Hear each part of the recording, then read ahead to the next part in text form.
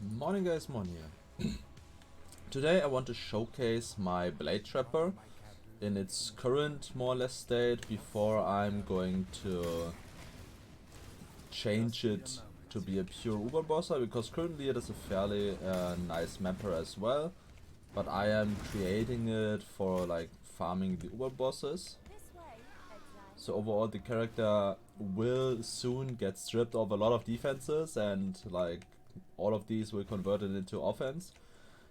The character already does deal a lot of damage, and I have done Uber Eater on the character already, though on a white one, but with like being comfortable with the mechanics, it currently is doing it fairly well.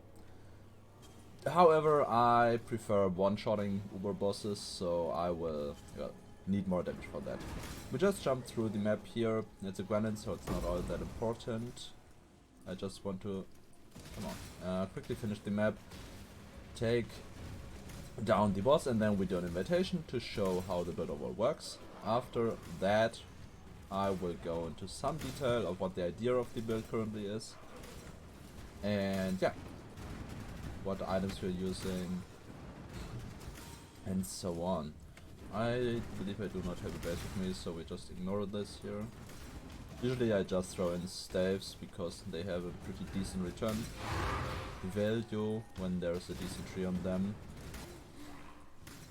Okay, I did already strip some defenses off, so that I'll just show you, whatever. The fight must never end. Unassemble the challenge unlike any other.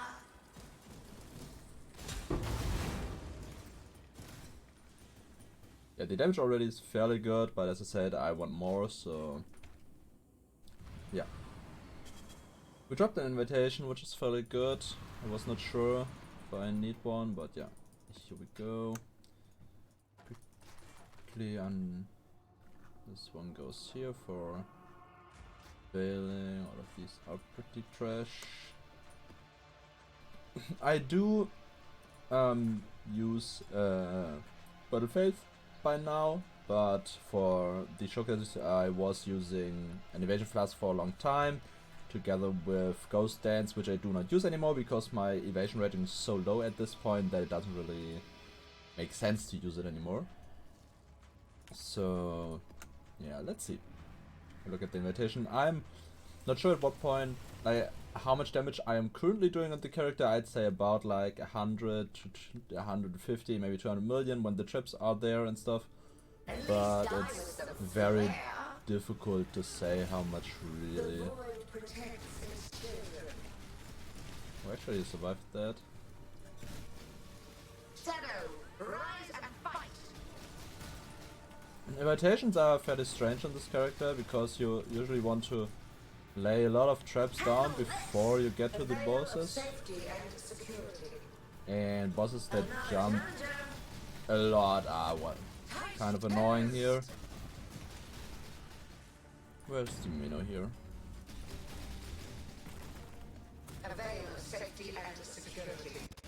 Until next time. That's it. This was the invitation. It was rolled with minus max, monster life, boss speed, reduced damage from crits, so some tank stuff. Yeah. Actually, I haven't done this invitations before, so we've just got ourselves a new point here. But yeah, overall, let's take a look at the character. We are abusing Paradoxica and Abyss Jewel stacking. Because the Abyss items have been changed, these are very, very good right now. The gloves already are pretty good, and the helmet as well, but we need these two slots to make the character actually work. So let's take a look. Paradoxica is a weapon that always like deals double damage with attacks with this weapon, so all you want to do is scale flat damage from other sources so that we can use the double damage of the weapon and just like delete everything with it. So what was important for me here was a weapon with increased base critical strike and reduced attack speed, because blade traps do not care about attack speed. They just rotate and deal damage, and the rotation has nothing to do, like the speed doesn't care about the attack speed.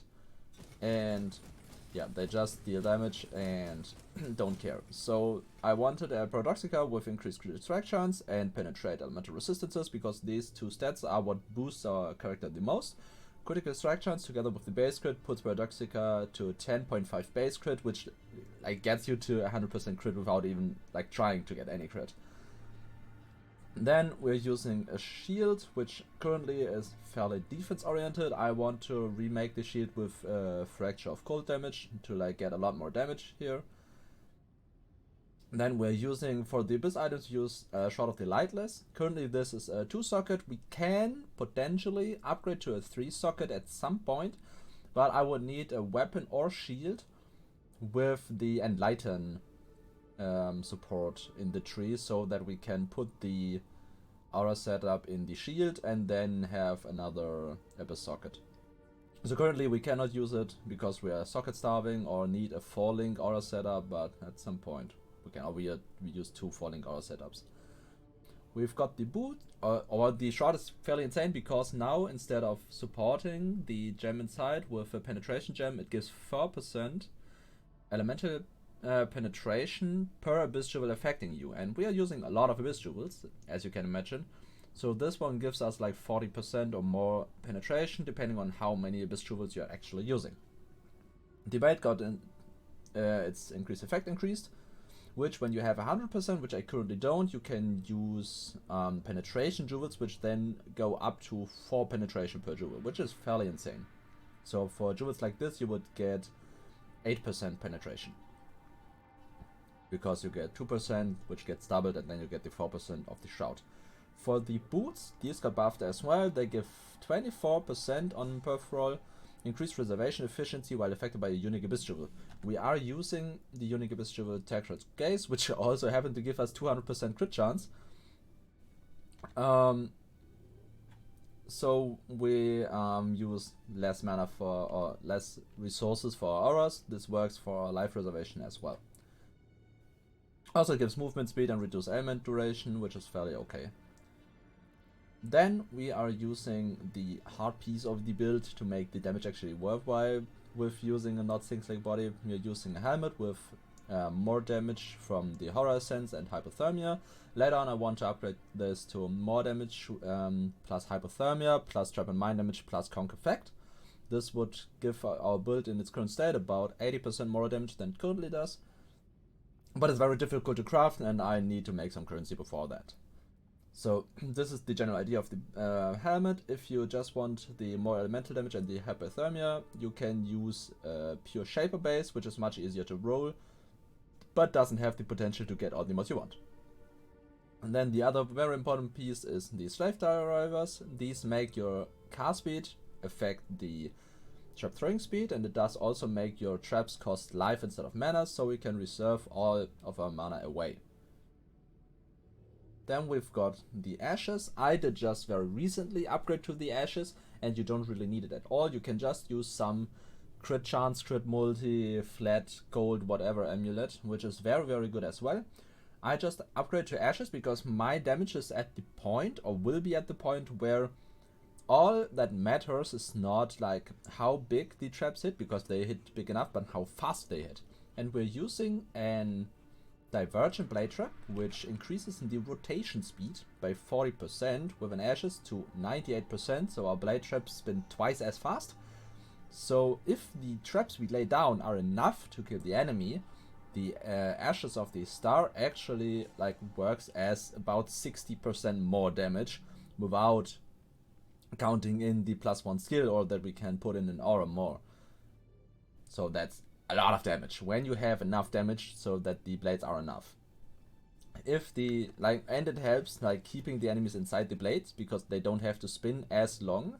Because if the blades like spin twice as long, and the enemy jump out, you obviously do half your DPS. So faster spinning blades is a very, very good quality of life, especially on stuff like map bosses where you just throw down 3 traps and the boss just explodes. Then for the rings, we're using cast speed fractures. For the amulet, I was using a cast speed fracture as well. 20% cast speed on the ring, on the amulet is very, very good. And it is noticeable to swap to Ashes that the cast speed is going down. Then for well, actually, we've went over all the gear pieces here. For the flask, we are using Quicksilver, a silver for like onslaught to increase our cast speed as well. We use a quartz flask for phasing and increase cast speed, and we use a bottled faith. As I said, I was using an evasion flask before, but our evasion rating is so low at this point that I don't really care about it anymore, because I dropped Grace as well and replaced it with Val Haste, because, well, cast speed, trap throwing speed, stuff like that, it's fairly broken. When we take a look at where's the throwing speed, let me check. Is it in Misk? Trap throwing speed. The haste gives us like 31% of trap throwing speed, which is just bonkers broken. So yeah, and it also makes it faster, which is nice because I like to be fast. Then I think for the gear pieces we know, well, like everything is fairly clear. For the gems we use Divergent Blade Trap, Elemental Damage, Trap and Mind Damage, Awaken at Cold Damage. The Trap and Mind Damage would we would get rid of when we have it on the helmet, obviously, and then we would put in, let me think, something else. I'm actually not sure which one I want to put in. Maybe Swift Assembly, maybe something else, but I'm not a big fan of Swift Assembly, so likely just a damage support, which I forgot which was at this point, but yeah, I will put a Path of Building down there, and that will have all the endgame upgrades. Then we are using Precision, Vitality, and Arrogance. We are like reserving like 600 life for that. We don't really care about that. Get rid of the life. You don't need it. I mean, you need some of it, but yeah, the character overall is pretty damn tanky if you don't like swap to the bossing setup. I leveled to 96 fairly comfortably, just doing tier 16 and Delve. And yeah, I want to do like 3 more levels, but those will likely be through the 5-way just to get me there. And we got Haste, Discipline, Enlighten, and Hatred. We've got Punishment, Life Tap, and Flame Dash. I personally am a big fan of Punishment because the increased damage taken when on low life is so extreme, because, well, especially low life is a state you want to have a lot of bosses in anyways, for like take out last phases of bosses and stuff, which oftentimes is more difficult than getting them to low life because they use less skills or you have the ramp up or something. So I like the damage upgrade when they are on low life, and on a lot of bosses, like at the point where I curse the boss, they are more or less low life already. So I just like the enemy at low life. We do also have Cutting Strike against enemies that are cursed, so enemies that are low life more or less are pretty damn doomed. Then we've got the Bone Chill, Unbound Ailments, Divergent Summon Skiller boards, and Lighten setup, which, well, lets us use Skiller boards with a lot of effect. Also, I might at some point be able to drop an Enlighten, which would allow us to like use a 3-socket shot as well. Maybe I put an Enlighten here and maybe I use another reservation cluster or something. I don't know yet. We will see. There's some options to get us a 3-socket shot. Then we're using Animal's Beer Trap and Herald of Ice just to boost the damage further. Beer Trap is a very strong skill which makes the enemy a lot like slower and gives 25% increased damage from traps. Increased damage taken, which together with the punishment puts the enemy to 85% on the shock from the skitterbots to like 110% something increased damage taken, which is just a lot. And then also the flask does the same, so we get the enemy to like 140-130% increased damage taken, which is a lot. Damage to the what's called gems. I did just wake up. I'm sorry for being a little confused here. For the skill tree, we're using a fairly basic Trickster Trapper tree. As I said, when you still use the evasion variant, you want to have Ghost Dance allocated for Ghost Shrouds, so that you regain energy shield when you are hit, which is very comfortable while mapping and delving and stuff like that. It's just very good. I'm not exactly finished with the tree here. We will likely put in voices, and maybe I want these 2 nodes here because they are very strong, but currently I don't really can drop all the main nodes, so yeah, we will see how I'm doing that. Maybe actually I might drop this entire part here for some more damage because I don't think I need Wicked Ward anymore. But yeah, I haven't really looked into how exactly I want to scale into Uber bossing, so yeah, these parts will very likely change. The important part is that the large cluster jewels are fairly easy to make. You don't really need big nodes, just like Blanketed Snow or something. Here I have a Blast Freeze, Prismatic Heart, Widespread Destruction. I'm not actually sure if Blast Freeze is working with traps. It doesn't feel like it's working, but I'm not sure. Anyways, I want to replace this with Voices, but just something with Prismatic Heart and something goes a long way. For the medium clusters, we're using Guerrilla Tactics, which is fucking broken as shit, and Set and Forget, which makes the triggering the traps a lot easier, which is fairly nice. Then I'm using Megalomaniac with Judge's Gluttony and Guerrilla Tactics. I usually wanted to have a third node, but I just realized I've gotten the wrong one, which is reduce element damage instead of increased, so I'm kind of fucked over here. Need a new one.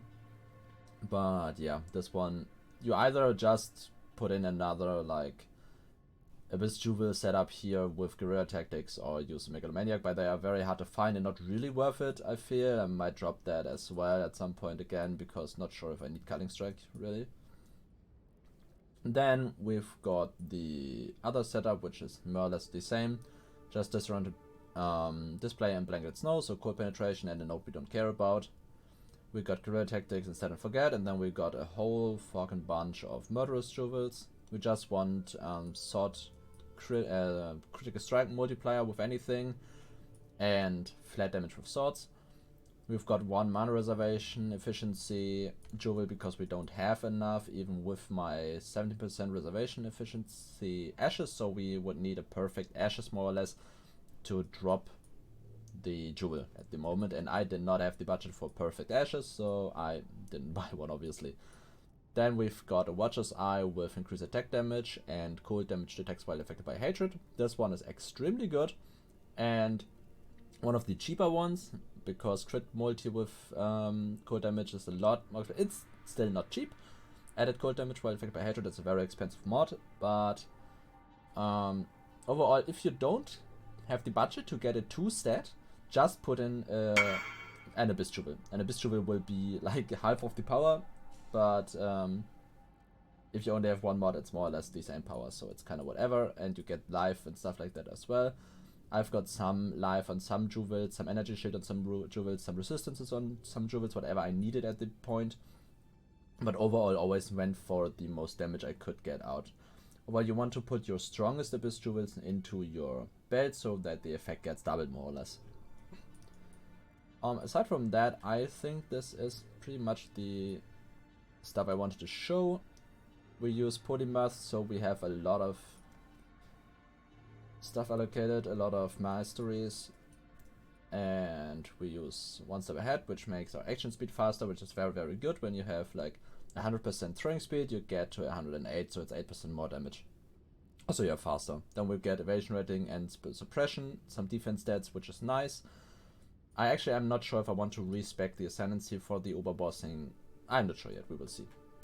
But I think this is more or less it for the general showcase of the character. Keep in mind that this character is like built purely for bossing, but happens to be a pretty decent mapper as well. It's fairly interesting like how well this character clears on general maps, and it can be very good for Crucible because it deals a lot of damage. Also, like stuff like Expedition and Essences, this is very, very good at, because you just throw the traps below an Essence mob and the chance of it surviving like goes down to nearly 0 at this point. So yeah, I'd say thanks for watching. If you have any questions, feel free to ask here in chat or in the comment section, and yeah, thanks for watching and see you on the next one.